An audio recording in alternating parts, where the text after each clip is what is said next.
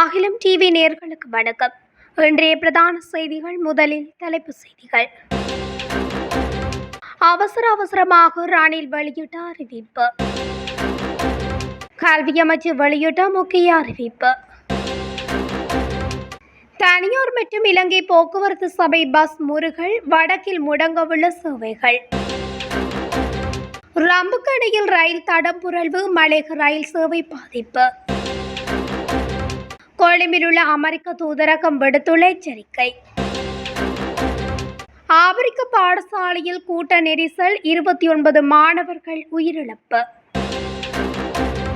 தொழிலுக்காக வெளிநாடு செல்லவிருப்போருக்கு முக்கிய அறிவித்தல். மாத்தறையில் இடம்பெற்ற விபத்தில் 2 இளைஞர்கள் உயிரிழப்பு. தொடர்பென விரிவான செய்திகள். முன்னாள் ஜனாதிபதி ரணில் விக்ரமசிங்க தனது பிரித்தானிய விஜயம் தொடர்பான குற்றச்சாட்டுக்களை முற்றாக மறுத்துள்ளார். பிரித்தானியாவில் உள்ள வால்வர்ஹாம்ப்டன் பல்கலைக்கழகத்துக்கு விஜயம் செய்தது தொடர்பான ஊடக அறிக்கைகளை மறுத்து அவரது அலுவலகம் ஒரு அறிக்கையை வெளியிட்டுள்ளது.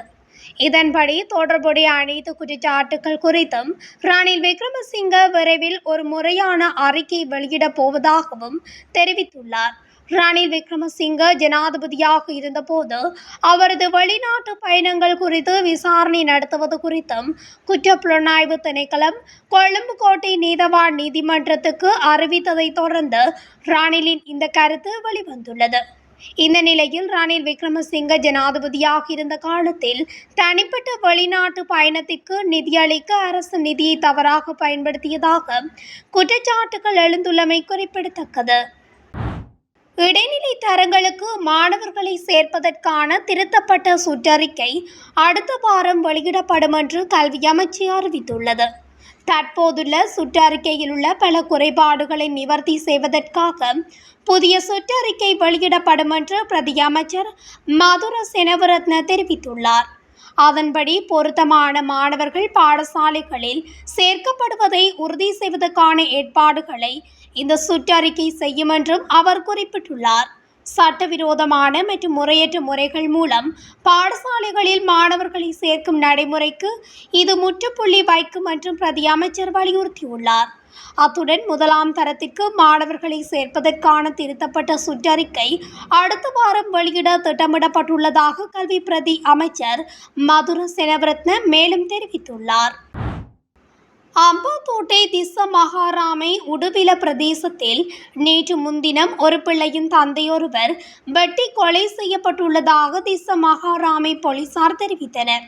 கொலை செய்யப்பட்டவர் உடுவில மெதகிரிபுர பிரதேசத்தைச் சேர்ந்த 44 வயதுடைய ஒரு பிள்ளையின் தந்தையாவார். இந்த கொலை சம்பவம் தொடர்பில் மேலும் தெரிய வருவதாவது, கொலை செய்யப்பட்ட தந்தையின் மனைவி வேலை நிமித்தம் வெளிநாடு சென்றுள்ளதால் தந்தையும் 9 வயதுடைய மகளும் மாத்திரமே வீட்டில் வசித்து வந்துள்ளனர். இந்நிலையில் தந்தை மற்றொரு பெண்ணுடன் தகாத உறவில் ஈடுபட்டிருந்துள்ளார். சிறிது நாட்கள் சென்ற பின்னர் தந்தை தகாத உறவில் ஈடுபட்டிருந்த பெண்ணை தனது வீட்டில் தங்க வைத்துள்ளார். இதனால் தகாத உறவில் ஈடுபட்டிருந்த பெண்ணின் கணவர் கொலை செய்யப்பட்ட தந்தையுடன் தகராறில் ஈடுபட்டுள்ளார். தகராறின் போது சந்தேக நபரான கணவர் தந்தையை அவரது மகளின் கண்முன்னே வெட்டி கொலை செய்துள்ளார். இதனையடுத்து போலீசாரால் மேற்கொள்ளப்பட்ட விசாரணையில் சந்தேக நபரான கணவர் மெதகிரிபுர பிரதேசத்தில் உள்ள காணியொன்றில் வைத்து கைது செய்யப்பட்டுள்ளார்.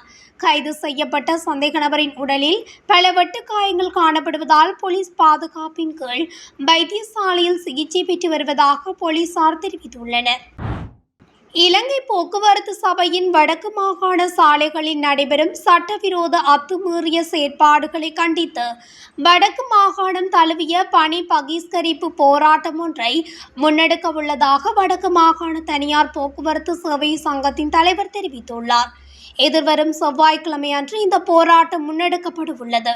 யாழ் மத்திய பேருந்து நிலையத்தில் இன்று காலை நடைபெற்ற கால அட்டவணைக்கு முரணான சேவை ஒன்றால் ஏற்பட்ட முரண்பாட்டை அடுத்து யாழ் மத்திய பேருந்து நிலையத்தில் தனியார் மற்றும் இலங்கை போக்குவரத்து சபை தரப்பினரிடையே குழப்ப நிலை ஒன்று ஏற்பட்டது.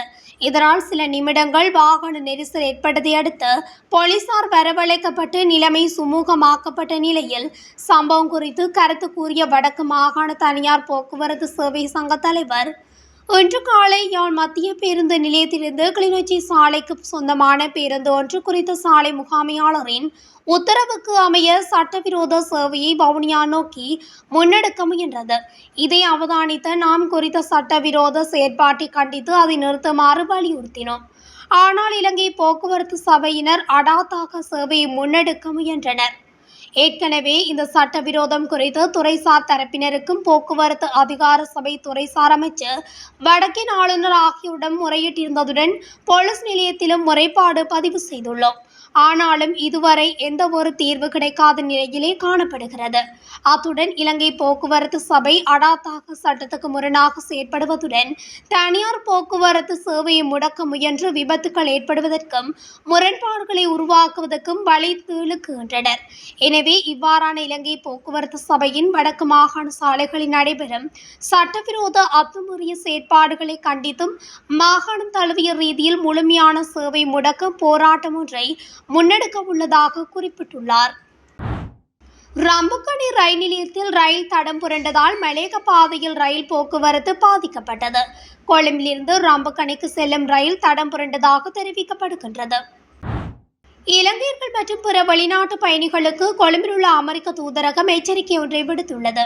அமெரிக்க தூதரகத்தின் உத்தியோகபூர்வ எக்ஸ் தளத்தில் வெளியிட்டுள்ள பதிவிலே இந்த விடயம் குறிப்பிடப்பட்டுள்ளது. அதன்படி தங்கள் குழந்தைக்கு அமெரிக்க குடியுரிமையை பெறுவதற்காக குழந்தை பிரசவிக்கும் நோக்கத்துடன் சுற்றுலா விசாக்களில் அமெரிக்காவுக்கு பயணம் செய்பவர்களுக்கு எதிர்காலத்தில் விசாக்கள் மறுக்கப்படும் என்று தெரிவிக்கப்பட்டுள்ளது. குறித்த நோக்கத்துக்காக அமெரிக்கா செல்லும் பயணிகள் பெரும்பாலும் அமெரிக்க அரசாங்கத்தால் நிதியளிக்கப்படும் மருத்துவ உதவியை நம்பியிருப்பதாகவும் இது அமெரிக்க வரி செலுத்துவோர் மீது நிதி சுமையை சுமத்துவதாகவும் சுட்டிக்காட்டப்பட்டுள்ளது. எனவே விண்ணப்பதாரர் ஒருவரின் முதன்மை நோக்கம் குடியுரிமை சலுகைகளுக்காக பிரசவம் என்று நம்பினால் சுற்றுலா விசாக்களை நிராகரிக்குமாறு தூதரக அதிகாரிகளுக்கு அறிவுறுத்தப்பட்டுள்ளதாக கொழும்பில் உள்ள அமெரிக்க தூதரகம் அறிவித்துள்ளமை குறிப்பிடத்தக்கது. மத்திய ஆப்பிரிக்க குடியரசு நாட்டில் உள்ள உயர்நிலை பாடசாலையொன்றில் நேற்று முன்தினம் ஏற்பட்ட கூட்ட நெரிசலில் சிக்கி 29 மாணவர்கள் பலியாகியுள்ளனர். அந்நாட்டின் தலைநகர் பாங்கூஜில் உள்ள பாடசாலையொன்றில் பரீட்சை நடைபெற்ற சமயத்தில் அந்த பாடசாலையின் மின்மாற்றி திடீரென வெடித்ததனால் பெரும் பரபரப்பு ஏற்பட்டு பரீட்சை எழுதிய மாணவர்கள் அனைவரும் அங்கிருந்து வெளியேற முயன்றுள்ளனர். இதனைத் தொடர்ந்து ஒரே நேரத்தில் ஆயிரக்கணக்கானோர் வெளியேற முயன்றதனால் அங்கு உண்டான கூட்ட நெரிசலில் சிக்கி சுமார் 29 பேர் பலியானதோடு 280 பேர் படுகாயமடைந்துள்ளனர்.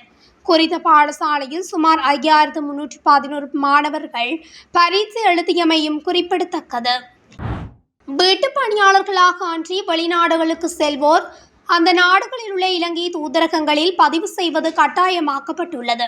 13 நாடுகளுக்கு தொழிலுக்காக செல்வோர் எதிர்வரும் 1ஆம் தேதி முதல் இந்த நடைமுறையை பின்பற்ற வேண்டும் என இலங்கை வெளிநாட்டு வேலைவாய்ப்பு பணியகம் அறிவித்துள்ளது. அதற்கமைய Saudi Arabia, Kuwait, Bahrain, Qatar, Oman, Israel, Jordan, Lebanon, மாலைத்தீவு, மலேசியா, சிங்கப்பூர், தென்கொரியா மற்றும் ஐக்கிய அரபு ராஜ்யம் ஆகிய நாடுகளுக்கு தொழிலுக்காக செல்வோருக்கு இந்த அறிவித்தல் விடுக்கப்பட்டுள்ளது. பணியாளர்களின் தொழில் பாதுகாப்பை கருத்தில் கொண்டு இந்த நடவடிக்கை எடுக்கப்பட்டுள்ளதாக இலங்கை வெளிநாட்டு வேலைவாய்ப்பு பணியகம் குறிப்பிட்டுள்ளது.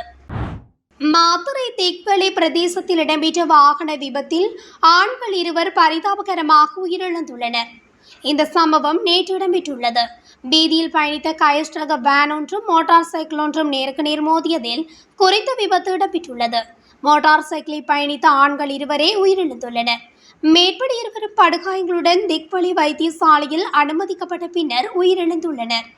திக்வெளியைச் சேர்ந்த 33 வயதுடைய நபரும் கமரப்பட்டியவைச் சேர்ந்த 49 வயதுடைய நபருமே சம்பவத்தில் உயிரிழந்துள்ளனர்.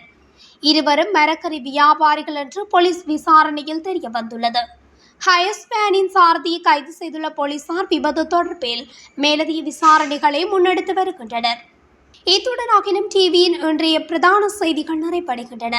தொடர்ச்சியாக செய்திகளை அறிந்து கொள்ள அகிலம் டிவி ஊடகத்துடன் இணைந்திருங்கள். நன்றி, வணக்கம்.